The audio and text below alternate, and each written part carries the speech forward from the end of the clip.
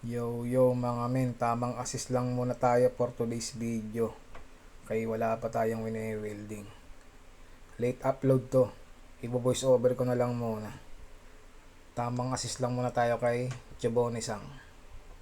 Yan, follow rito. Okay, follow. Yan, tamang assist lang. Relax ba? Relax. Yan, kausa niya si Senpai Geli.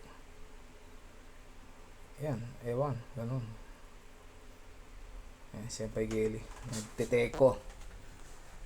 Dual purpose. Pwedeng teko, pwedeng welder. Ako, all around. Pwede sa lahat. Basta usapang yenis. Kaya yan. Tamang welding na muna, tamang spot. Yan, tamang heavy top.